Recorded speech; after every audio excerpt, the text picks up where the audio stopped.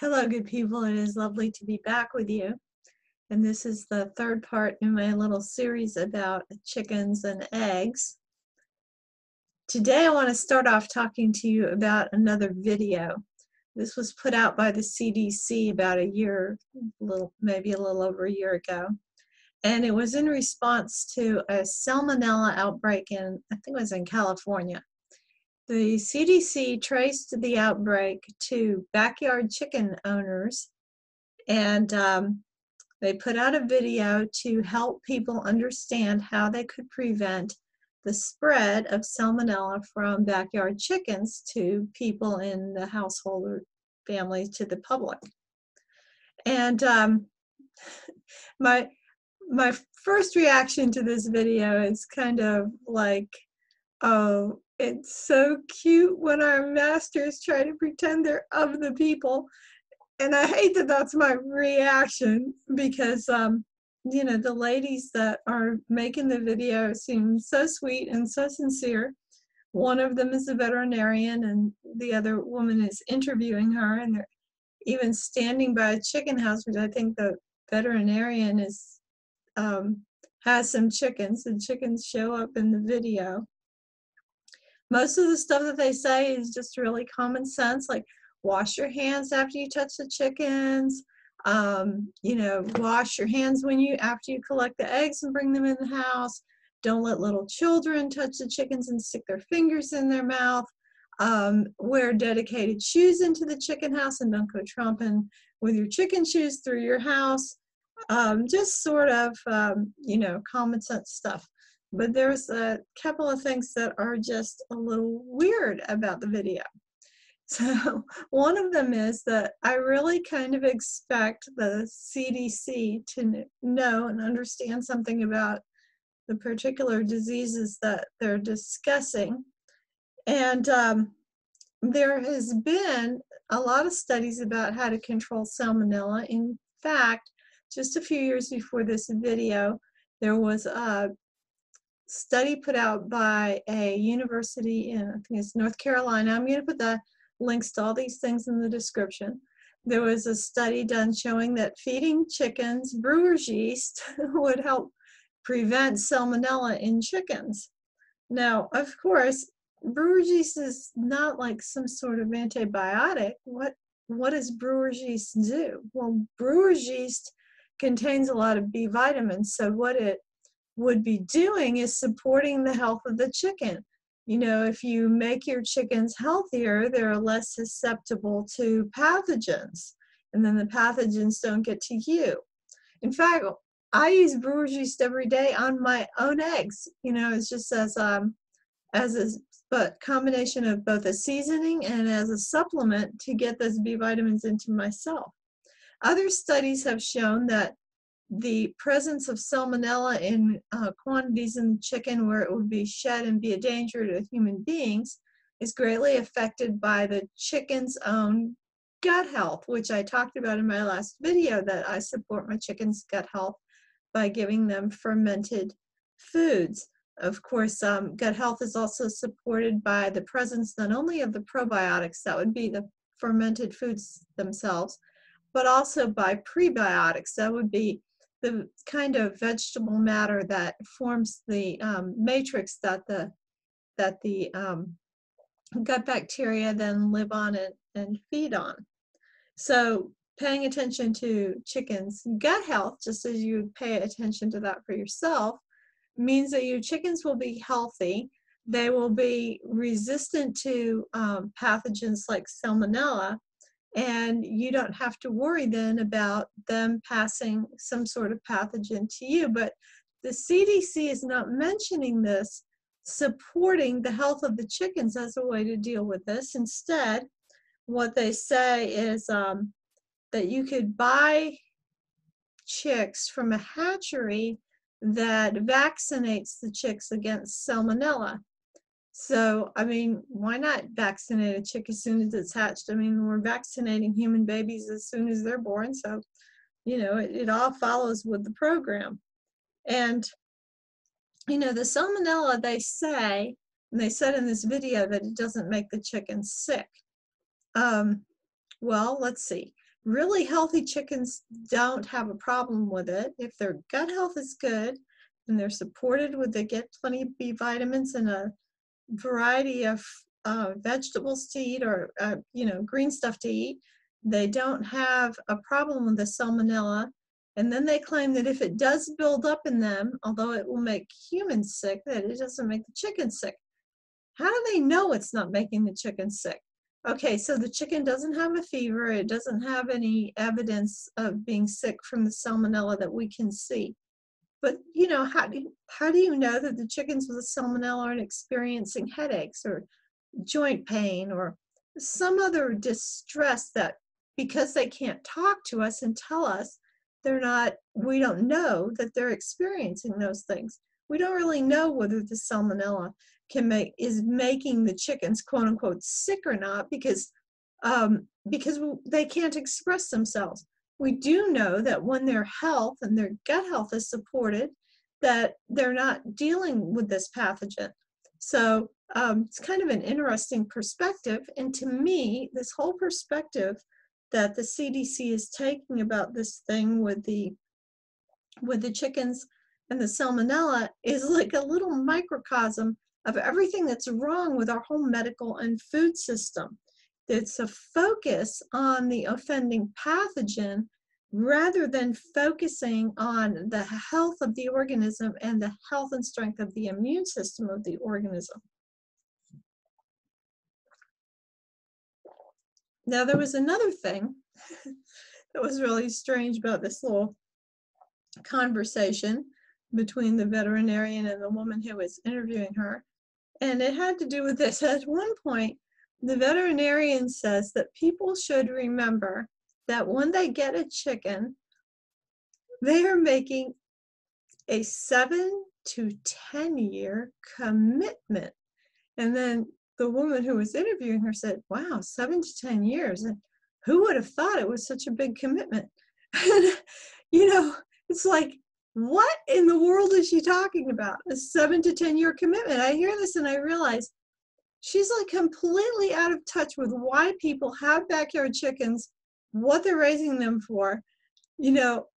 Her attitude is it's like a pet. Like you would buy a dog and you would go, or you would have a dog and you would say, okay, if I have this dog and I start raising it from a puppy, I'm kind of making a commitment that it's going to be with my family for a decade or 14 years, maybe even up to 14 years, something like that. So it's a big commitment to have a dog. And she's looking at the chicken the same way. The chicken could live possibly 7 to 10 years. So if you get a chicken, you've made a commitment to the life of that chicken for 7 to 10 years. No. That is absolutely ridiculous, okay? People who have backyard chickens for eggs, and at one point she mentions the eggs. She kind of mentions the eggs as though they're not really the essential point of why we have the chickens. They're just kind of like this nice little byproduct that you might get from your enjoyment of your chickens. This is complete nonsense. People have backyard chickens, for the most part, have laying hens. They have them for the eggs. Now, the chickens are going to lay the eggs well for the first couple of years, maybe into the third year. And by the time you get to the end of the third year, their production starts to fall off. And usually what happens at that point is you replace them with new chickens, a young chicken. So you raise up another little group of chicks, and you substitute your old chicks. You substitute your new chicks for your old chicks, or for your old chickens. Okay. And what do you do with your old chickens? Well, generally speaking, you either eat them or you give them to someone else who's going to eat them. Because how else would this possibly work? If you end up having a retirement home for old hens, it's not going to be economically feasible to keep all those chickens and keep feeding them if you want to have eggs, because you're going to have to get new chickens. And think how crowded your hen house would be after you've had like 3 sets of laying hens and you've kept all of the old ones and you keep getting the new ones. How many chickens are you supposed to have in one chicken house in the backyard?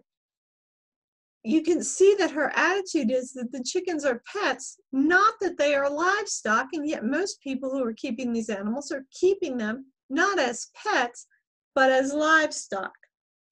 So another thing that she said that was kind of strange, somebody asked about using chicken manure. There's a little Q&A going on. Somebody asked about using chicken manure, whether it was good, fertilizer. And she says, oh yeah, it's a good fertilizer. You just have to make sure that you don't let the manure have contact with your vegetables.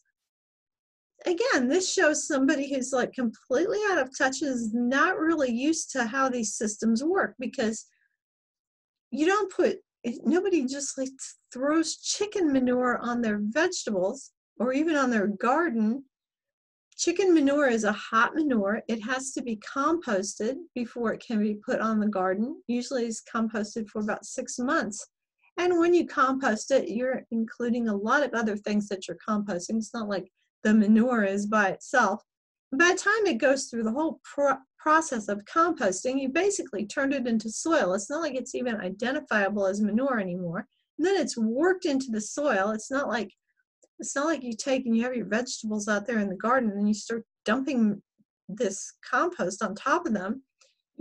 It seems like she's so unfamiliar with these processes. This is really strange. That's why I said I had an initial reaction to them.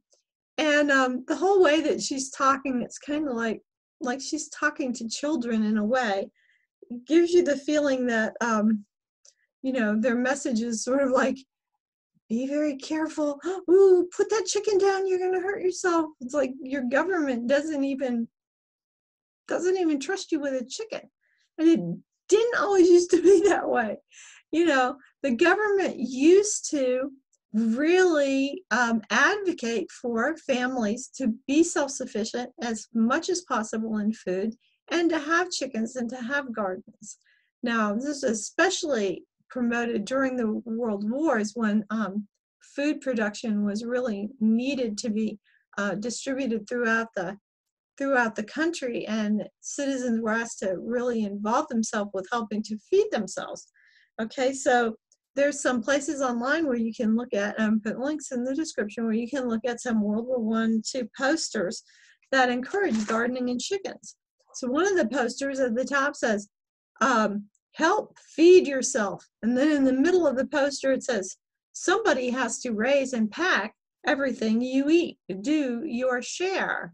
And then at the bottom of the poster it says, demonstrate thrift in your home. Make saving rather than spending your social standard. It's kind of different from George W. Bush after 9/11 saying, if you want to support America, go shopping, huh? Another poster said, Uncle Sam expects you to keep hens and raise chickens. And then in the center of that poster it says, 2 hens in the backyard for each person in the house will keep a family in fresh eggs. Even the smallest backyard has room for a flock large enough to supply the house with eggs. The cost of maintaining such a flock is small. Table and kitchen waste provide much of the food for the hens. They require little attention, only a few minutes a day. An interested child, old enough to take responsibility, can care for a few fowls as well as a grown person. Every backyard in the United States should contribute its share to a bumper crop of poultry and eggs in 1918. In time of peace, a profitable recreation. In time of war, a patriotic duty. So let's all do our patriotic duty and have some chickens in our backyard. You see the difference in perspective of keeping chickens as some kind of hobby or pet or novelty versus the chicken in its place as a vital part of the home economy. So let's talk a little bit about what is the role of the chicken in the home economy. And so when we analyze something that we're going to have as an element in our yard or in our home in terms of providing something with regard to food or regard to the home economy, there's a permaculture technique of analysis that I would like to introduce you to if you are not familiar with it. The way this goes is you look at things in terms of what are called needs and yields. Needs or requirements and yields. So and you can do this with anything. You can do this with an object, a material object. Like, for example, you could do it with a bicycle.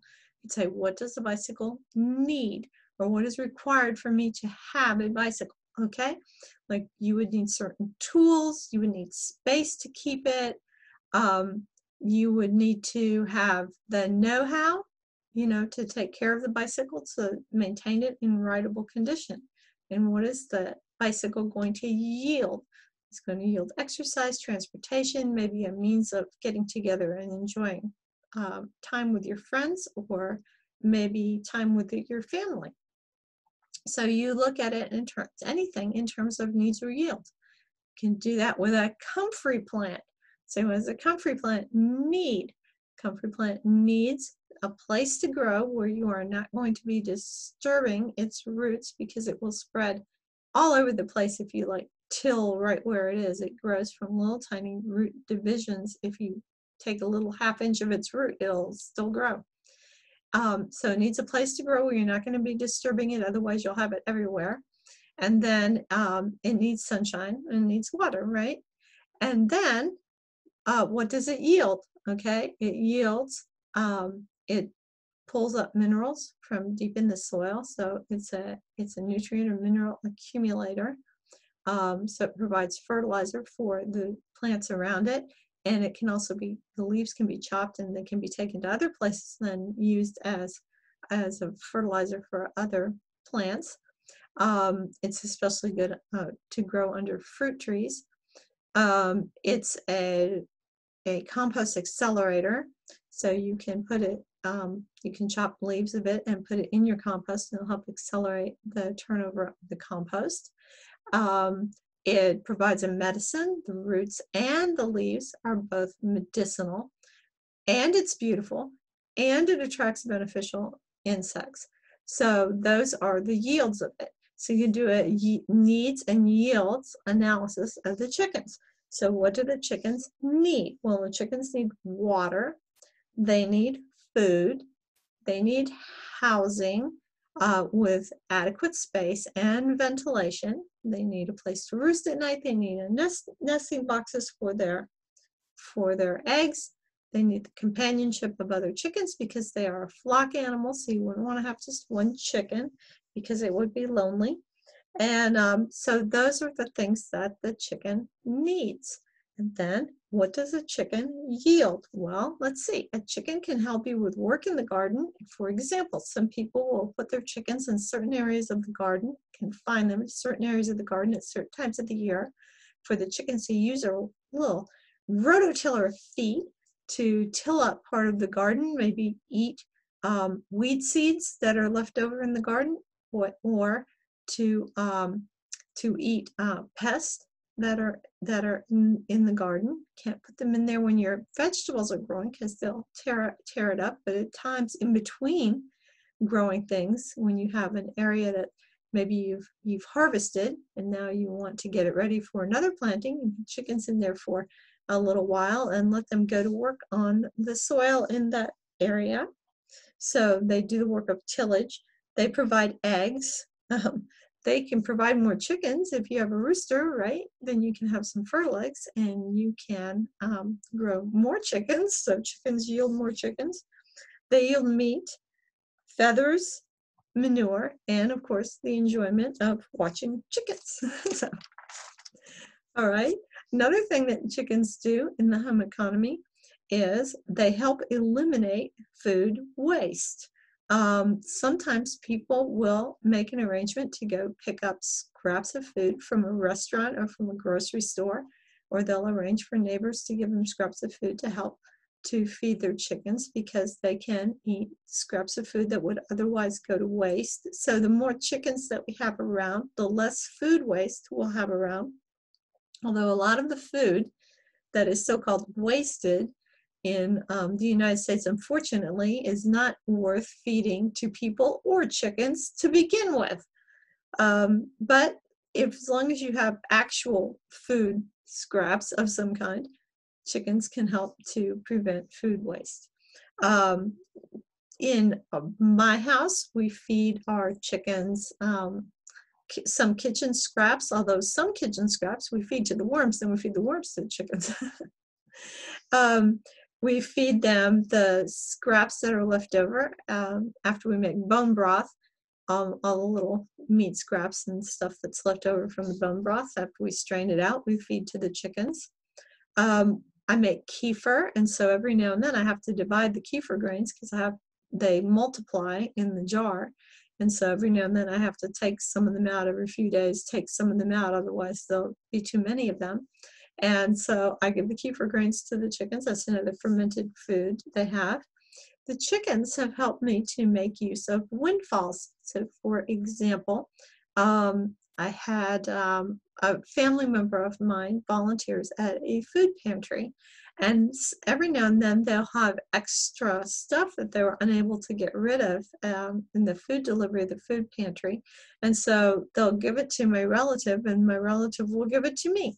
And so one day, a few months ago, they gave me a whole bunch of cans of powdered milk, the Carnation powdered milk, and I think it was something like 20 or 30 pounds of grits. And I looked at that and thought, what in the world am I going to do with all this? Because we don't use powdered milk. And I thought, oh, I know what I'll do. So I heated up a gallon of water on the stove, and I just hyper-saturated that water with the milk, dissolving the milk powder into it so I could get like just about a whole can into a gallon of water. And then I cooked some peas that I had some dried peas in it in the water, and then I cooked some of the grits in and made kind of a thick gruel type of stuff, divided it up and put a lot of it into the freezer in smaller containers, and then just take out like a few days worth in like a yogurt container out of the fridge, and then give that to my chickens every day. And so that's a way to use something that was just like a windfall that I had and didn't really have another use for. Of course, chickens also produce manure, and manure is an excellent fertilizer, as mentioned before. But manure is also one of the ways in which you can, if you want to, be a really obnoxious chicken owner, because there's two things that can really make your neighbors annoyed with you if you were a chicken owner. One of them is the manure, and the other one is the noise, okay? So you have to recognize and you have to plan ahead for how you are going to deal with the chicken manure if you have chickens. The best way to deal with it is to compost it, and to do so in such a way that it doesn't create some sort of horrible smelling mess that will annoy your neighbors and make them call what Paul Wheaton calls the department for making you sad, so that you will get a visit from one of your local officials, and they will make you sad. All right. So when you're planning to have your chickens, you really want to think ahead about these things. Like you want to think about what are the best practices for dealing with the waste, and how is your location where you're going to put your chickens affected by things like the rainfall. How does water flow over your property? Where is water going to flow if you have your chicken house and water is going to get into it, which it should not, but if depending on your drainage and how high you have your chicken house up off the ground, you could create a real big mess. Nothing is going to annoy your neighbors more than having chicken poop flow into their yard during a rainstorm or flow into the street or something. So you got to think ahead about how you're going to deal with that and make sure that elements in your yard are placed in a logical position so that you don't create a mess. You don't want to have an eyesore. You want your chicken house to be, you know, planned in such a way that it is attractive and does not detract from the neighborhood, and also that it's not a smelly mess, that you're keeping it clean. So if you do these things, you can usually get along really well with your neighbors and not have them call the department of making you sad. The other thing that it has likely to annoy neighbors is a chicken owner who has a rooster and who doesn't seem to care that the rooster is waking the neighbors up in the morning.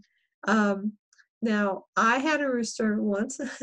I got the rooster by accident because I bought what I thought, and I think the person who sold them to me thought, were about half a dozen pullets. Pullets are young female chickens. And it turned out that one of them was not female. It is not that easy to tell in young chicks the difference between the male and female. So anyway, I had this one hen, I thought was a hen, turned out to be a rooster. And when he started crowing, I knew he was a rooster. I did ask my neighbors if they minded, and they didn't mind, and so I kept the rooster. If the neighbors would have said that they minded him, he would have been gone right away. As it was, he ended up getting real mean and started attacking me every time I went into the chicken house, and so finally my husband had to dispatch him. So you want to, you know, if you're interested in having a rooster, make sure that that is okay with your neighbors. Do not do something to aggravate your neighbors, because then you give backyard chicken owners a bad name and you end up in trouble. For the most part, you can get away with quite a lot when it comes to having chickens in your backyard, because most code officials are not running around trying to get people with chickens in trouble. Those are the sort of things that are on the books, just there for somebody to call up about in case they have a complaint against their neighbor, but nobody's running around looking to get people in trouble for having chickens. I live in an unincorporated area, so I have a lot of flexibility in my area, more so than some people do. But for the most part, people are able to keep chickens without too much trouble. If you do end up with a trouble with your local officials in some way, there's some things that you can do. One trick that people have found to be quite successful at getting their local officials to respect their right to take care of themselves on their own property is to form a group of like-minded people. But then here's the key thing: name the group after the election jurisdiction that you're in. So for example, any town,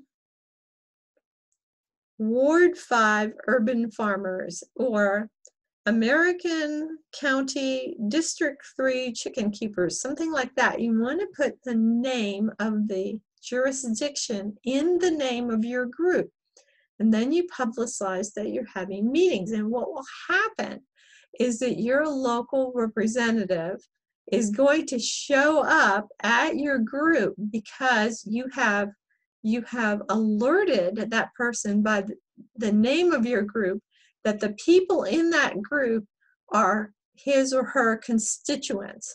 And so that person will show up at the meetings to try and find out what it is, how they can please you so that you will re-elect them.